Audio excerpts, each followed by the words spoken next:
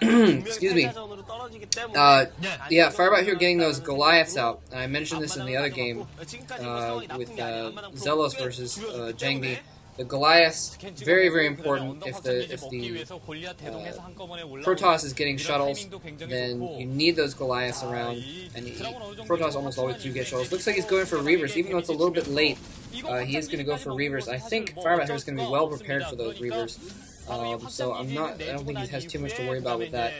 But yeah, the Goliath's basically able to hold off those shuttles. If you don't have something to stop the shuttles, the Protoss will just drop Zealots right on top of your siege tanks and mess you up pretty bad. And so shuttle out right now, probably a Reaver being produced right there.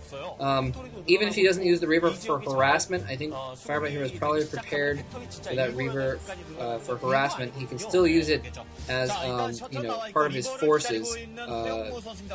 When he goes out to attack, he can use it to supplement his forces, basically. And so that'll be good there, but I don't think it's going to do much good to trend harass. I don't know if he knows that FireBatHero has Goliaths. I'm not sure if he knows that.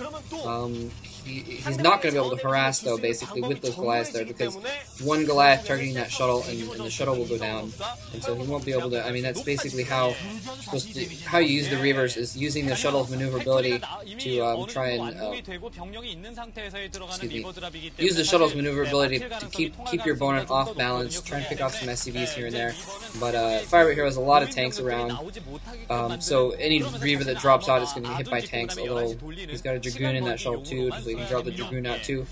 We've seen some really, really good micro by players like Bisu using the Reaver and the Dragoon. I really, really like what he does with that. He'll drop the Dragoon out to take the hit, drop the Reaver out, and then the Scarab will hit a tank, and then he'll hit the same tank with the Dragoon, and the Dragoon will actually pick off those last hit points because the Scarab does not take out a tank in one hit. And yeah, he's got those Marines and that Goliath perfectly positioned there. Make sure he can't come in there and attack there. They're pointing over here. They're showing that he does have a little bit of a backdoor problem, as it were. A hole in his back door, you might say, where Jangbi could come in there and drop some Scarabs off. Jangbi expanding like a madman here, getting another expansion up in the top left, and absolutely crazy. That's basically how he beat XellOs, is he expanded quickly, as he did in this game, and after that Observer's gonna get away. He didn't focus that very well. But anyways, he expanded a lot and basically gained the economic advantage, and then he went Arbiters and did a fat recall, which basically turned the game definitely in his favor.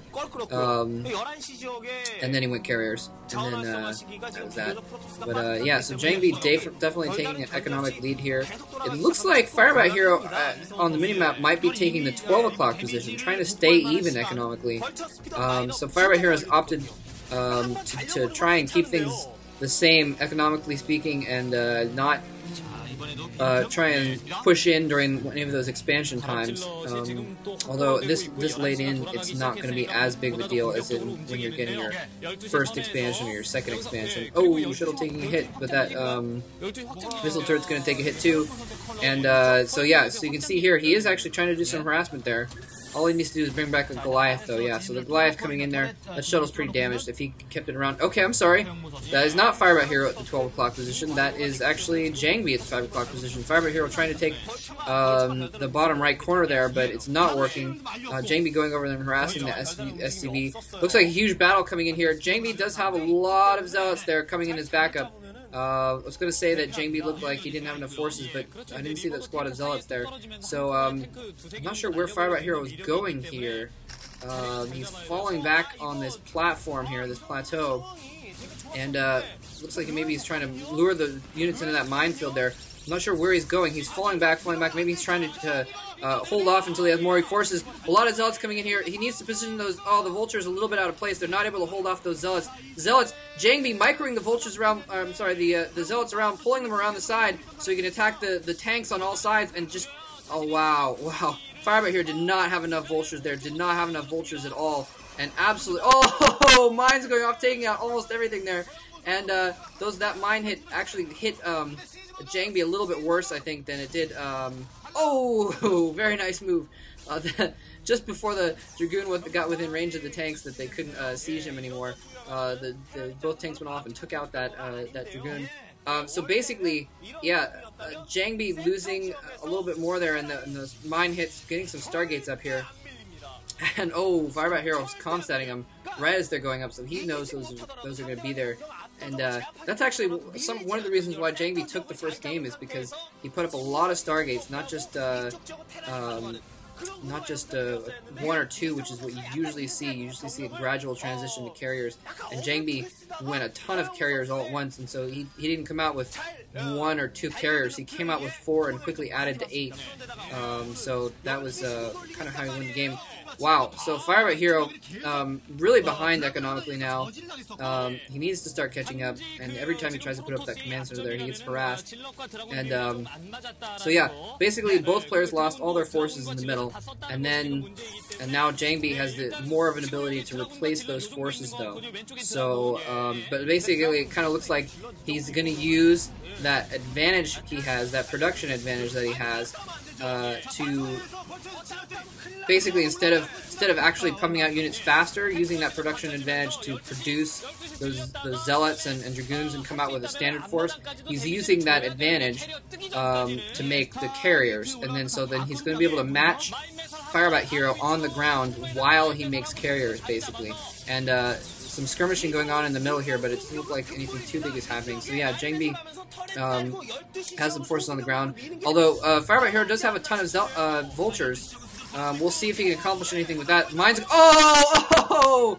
His mine's turning against him. A few zealots taking out several vultures there. Some tanks coming in to back him up. He only has a couple zealots. He's out of zealots here, so I think he's probably going to be able to hold this off because of the superior tank count there. No zealots to run in and distract the tanks. So he is going to be able to survive that push there. Wow, that was crazy. Mines just going absolutely insane. The mines are like winning this game. The mines are being the biggest difference, I guess, in these battles is what I should say. Both battles, I think, kind of being decided by mines. Anyways, friendly mines can be horrible things. So yeah, so Jangbi pumping out 3 Stargates now. Three carriers are going to pop out eventually. Jangbi needs to hold off FireBatHero until those carriers get out, though. FireBatHero is pushing in pretty decently here. You can see on the minimap, even if you look at the minimap, that little blob of green is getting awfully close to Jangbi's orange spots. There are a lot of zealots coming in here, though, and doing an excellent job again of running them in. Jangbi doing a really good job of doing that, and he's out of vultures. So if those zealots get in there, this is looking really, really bad for. Oh, it looks like FireBatHero might have even targeted that mine to make sure it didn't blow up his tank there. But looks like Jangbi is going to win this battle this time. Wow, vulture going sideways. That was slick.